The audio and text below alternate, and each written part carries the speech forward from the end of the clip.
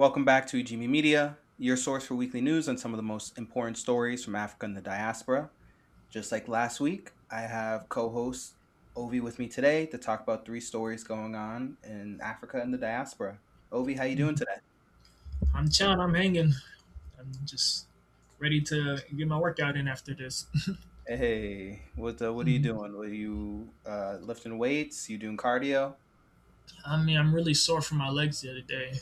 Hey, I know I need to do cardio, but you need your legs, and they're out of business. Out of business right now. yeah, no, yeah, that's true actually. Legs is always the toughest, but it's better than looking like a chicken after you've worked out. Right. Yeah. All right. Let's get started. So, for the first story, there's a court fight going on in South Africa over a land law. A few months ago, I don't know if you saw, Trump invited the South African president over and proceeded to say that him and his party are perpetuating a white genocide. Mm-hmm. And that's why they've let one of the few groups in the world to be able to get asylum in the U.S. White Mm-hmm. South African, so white South Africans to be able to come into the U.S. because he believes in this white genocide. Mm-hmm. A little background on this law. This law is essentially a land law. There's this big issue in South Africa where the white minority, that's like 9% of the population, owns like over 70% of the farmland. Uh huh. Um, and so this law is kind of an effort to address it. Um, Basically, it allows the South African government to expropriate land from private parties if it's in the public interest, and it allows for expropriation, which is taking away land without compensation, without being paid for it. Mm-hmm. Only if negotiations for a reasonable settlement have failed, though. So, Ovi, I say I'm the government. You're some white a farmer who owns land. I say, Mm-hmm. hey, you're not using this land. I want to use this to redistribute to a black businessman who wants to make a factory on it. You Right. say, no, I refuse. This law would give the South African government the right to say, no, you're going against the best interest of this country. We're going to take that land and we're not going to pay you for it. Right. What do you think? Well, what I think about it. So I would be remiss to not think about the recent undertaking of wealth disparity via apartheid in South Africa. And you, to this day, can still see remnants of that, treacherous time for South Africans, native South Africans, and how they were just discriminated against outright. And a lot of the settlements of South Africa via the descendants of the Dutch that colonized South Africa and the British see is just the wealth disparity is now the foundation of South Africa. So how do I feel moving forward is there has to be some type of balance. There I don't think there's I guess there's a better way to make it less, visceral the you know the feeling towards like the government intervening for this wealth disparity, but I think there should be some type of undertaking to balance it out. But I don't know what would be the best way to do it, right? If I can be honest with you, um, because the way apartheid would happen, that was not fair and just neither, right? I don't think blood for blood, but at the same time, right? So the population of South Africa skews mostly to like native South Africans. So to be honest with you, I can't give you a solid answer to that that would make it sound just or right. Is it fair that people would lose their land? I can't say because who's to say it's their land, right? Exactly, Ovi. And we have to keep in mind how this land was gotten.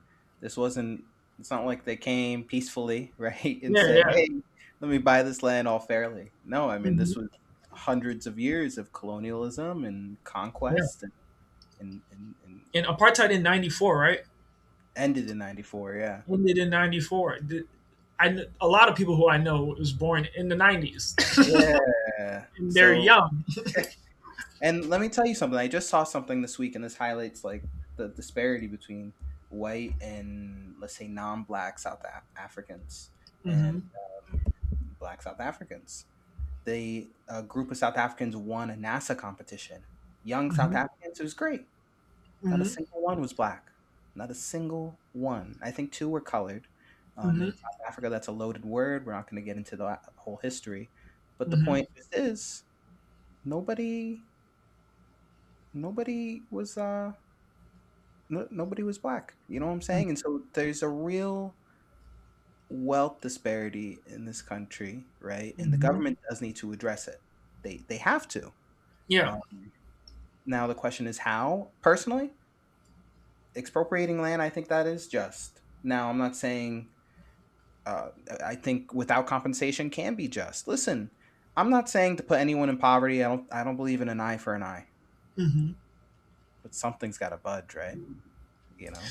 Listen, like you said, the way it happened was really unjust. And you're talking within like a generation ago, Yeah. apartheid ended.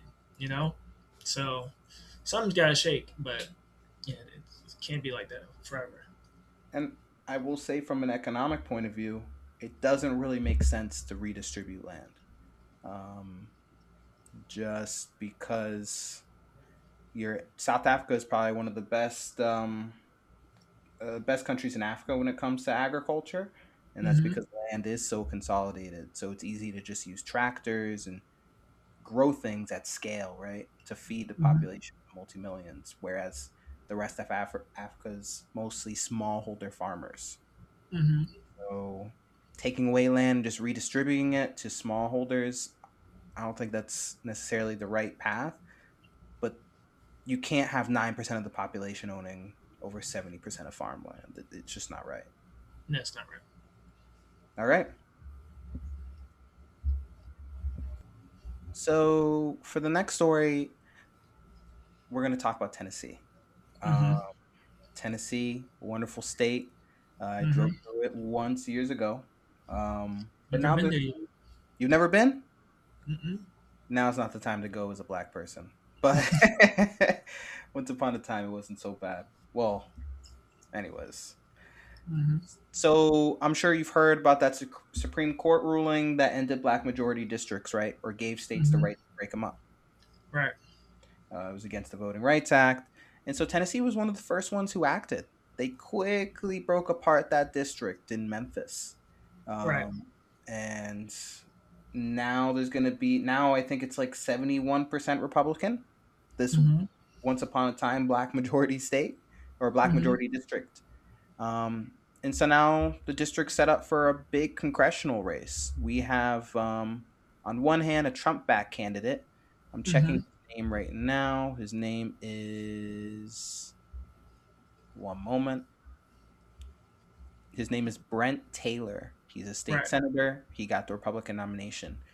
And he'll be facing up against Democratic candidate Justin Pearson.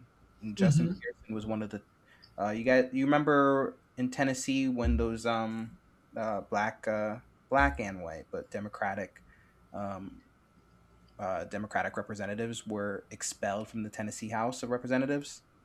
Mm-mm. I It was like remember. there was like the Tennessee Five or something. They were protesting against gun rights, and Tennessee kicked them out, and then they got revoted back in. Mm. But he one of those people is who's running, and so this race is just looking like it's going to be caught between a Republican and a Democrat who would have been in a black majority district, but is now facing against a Republican candidate who looks very likely to win. And I'm wondering, Mm-hmm. what do you think of this? Like, how are you feeling about the state of Black America when things like this are happening? Well, I can say this to that statement. You know, America is a very huge state, right? Yeah. And I am careful not to homogenize the black experience of America because you got Detroit and a lot of healthy black movements happening there. In Chicago, they're buying back like old lots and really like reestablishing their communities. You got Baltimore, that mayor is doing, he's doing phenomenal things as lowering the crime rate. You know, um, business ventures happening in the city that hasn't happened in a while. Um, Even here in Boston, right? There's a lot of investments in those areas, but I think the South is tricky because you'll see plots of that happening, but you will still see outright discrimination, particularly in the South. And Tennessee seems to be the playing ground for a lot of tech giants and the Republican Party, or just conservative people outright. You know, Yeah. you're talking about the South is kind of a open playing field for business ventures to happen there, Yeah. because as you know, the North really dominates where like jobs are. And Um, West, I would say as well, right? Like Cali. right, Cali, right? Texas is more so like because it has Austin and more established cities, but the South in general is wide open. People are Yeah. investing in the South. Now, who would not have a vested interest in the South? Well, it's people that wouldn't have access to those things that generate capital, i.e., the working class. And i.e., you're talking about Tennessee has a very, it's just it has a large black population, as with other deep South states. And so these data centers happening in Memphis in these disenfranchised community, who wants that in their backyard? Well, Yeah. business owners would, right? It's not their backyard, it's the people who live there. And you're talking about as far as who has prospects to like, you know, earning more and making betterment for their lives, people would want to say so in that. And also too, there's just still a huge gap when it comes to like um, getting a job, healthcare that Mm. sways away from black people. It's there. That's not even a hot button topic. It's statistics show you that these people are discriminated on the basis of hiring practices, medical, you know, getting medical services and schooling. So it's not of the benefit of black people to have people gerrymander their districts so they don't have a say so if those laws are directly disproportionate to them. So it's unjust, it's not constitutional, and I think Tennessee's surely going to think again in the future because that's a huge population of the state. Yeah, at least we hope so, right? Because it's incredibly frustrating to see. A bunch of people are about to lose representation because what? Tennessee Mm-hmm. Republicans are unhappy that they have 9 out of 10 of their districts. It's Mm-hmm. crazy. Think about it. They said we need one more, and I get it. Tight margins in the House. It's frustrating. So Right. before we move on to the next, Ovi, what are your thoughts? How do we move forward from this? What do we? Um, you know, the answer is not the answer people like, but we have to be loud, right? We Yeah, have to be loud. We can't be swayed. America, you ever see a movie and after you watch the movie, you see the credits after the yeah, movie? It's a lot of people, but in the yeah, movie, you're only going to see a handful of characters. yeah. America is not the movie you see, it's the credits. And the credits is very necessary to have the movie happen. And I think if you are going to disenfranchise the boom mic, disenfranchise the makeup person, or whatever facet that makes it so that you get this America, you're not going to have the movie. Yeah. We all live here, we all play in this ecosystem. And I think what we do is just like, hey, listen, we are here and we're not leaving. So you're going to hear it from us, right? We're demanding that we have equal representation in that right now, the equality is not there. It hasn't been 50-50. So you gerrymandering us is further dissuading or, unbalancing the already unbalanced system that we're in. All right. Let's go to our last story this week. Um, Mm-hmm. in Senegal, 3 TikTok influencers were jailed over posts Mm-hmm. that criticized the current president. Ovi, do you know what's been happening in Senegal at all? No, I actually have not. Okay, so a few years ago, either 2 or 3 years ago, Senegal had this massive election. A youth-led movement ushered in a new party, a leftist Mm-hmm. party, Pan African party called PASTEF. Uh, Mm-hmm. Usman Sonko was the face of this party, but the president at the time obviously used the state against him and barred him from election. So Mm-hmm. Sonko said, "Vote for my friend, President Diomaye Faye." And Mm-hmm. the whole thing was people would say Diomaye is Usman Sonko. By voting for Diomaye, we're voting for Sonko. And he won. It was a wonderful example of youth and people who want to change winning against an undemocratic government, right? Mm-hmm. And so Faye became president, appointed Sonko as prime minister, and it's just all been downhill from there. There were Right. disagreements, especially over debt from the IMF, and Faye sacked Sonko. And since then, we're seeing a divide. Faye Mhm. has been cozying up with the president that he ousted before. Mhm. He's making new allies and trying to make his own center of power because he knows Sanko's coming. Sanko's going to run for that election. Right. Um, and keep in mind, these are both people who said they were going to usher in a new order, right? A better Mhm. Senegal. But now we're seeing Faye jailing people who criticize his presidency on Mhm. TikTok. Young people who are going to jail, one person for 3 months without parole and have to pay 800 US dollars, which is a lot in Senegal. I Mhm. mean, we're seeing kind of a breakdown of it's almost like crazy to see because this is somebody who campaigned on change and he switched up so quickly. So, Ovi, I'm asking, what are your first thoughts hearing this? Well, the first thing I think about is when it comes to the African nation states that we see now, obviously those borders are new. You're talking about, I think Ghana was the first nation, African nation, to be independent in the year 1960. No? I forgot what 57. year it was. 57, right? They were the first.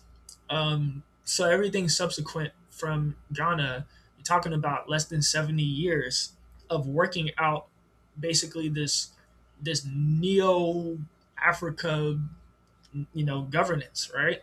So there's just not a lot of, I guess, the way governments are ran now for people to like look back and be like, oh, that's the perfect model. There's bits and pieces of it. These are all relatively new states with new styles of governance, and you're talking about, these aren't the countries now embody multiple different ethnic groups, multiple tribes, right, if you will. So what I think primarily is like we're reaching a critical point where there's been iterations of governments and people that ran in office, and some had good moments, some had not so good moments, and now you have this resurgence of like youth empowerment with social media, which could be a really good thing. But sometimes with the use, and I'm speaking completely out of ignorance here, is do they know the history? Do they know possibly what went well? What were you about to say? But what's that got to do, right, with the FIA jailing young people just for being criticized? Then Well, some that's what I'm this saying. okay. Like having that much power over people, that tells me that you did not see in which that would rendered itself not so great in the long run. Because Mm, all that does is build resentment and is going to cause a mutiny, right? hopefully. Um, you know, and that's not great. Do I? Or were you about to say? No, keep going. You cut out a little bit, Ovi. Oh, my bad, my bad. Sometimes my Wi-Fi is off. But I think ultimately, what I think is it's great to see youth empowerment. It's bad to see power get so much like the accumulation of power is swing so much one way. And I think what needs to happen moving forward is just a conglomerate of people, not just in governance, but in different sectors to kind of serve as like a backing for like an educated front to rule a nation or to govern a nation Yeah, rather. well said. Hmm. No, I agree. And so before we wrap this up, let me just say I completely agree. We need young people to step up. We need young people to be involved in this movement. Now, I don't know what's going to happen in Senegal. It's looking like Sanko and Faye are going to clash, and I'm just completely appalled and surprised by the complete the fall of Sanko, right? Not Sanko, of Faye. I'm not sure. I'm not sure why he's making these decisions. I guess he's that hungry for power, and that's the unfortunate thing. We'll stop here, but we'll keep an eye on this story. I've been covering this a little bit. I think it's very important to keep watching Senegal because I think it has important lessons for any youth movement in Africa. But that's it for this week. Thanks for tuning in to Ijimi Media. Tune in next time as we continue bringing you stories from across Africa and the diaspora. If there's something you want us to cover, let us know in the comments. Remember that our goal here is to make information about our communities accessible to the people that we represent. So don't forget to like, subscribe, and support the channel. Ovi, thank you for being here, and we'll see you all next week.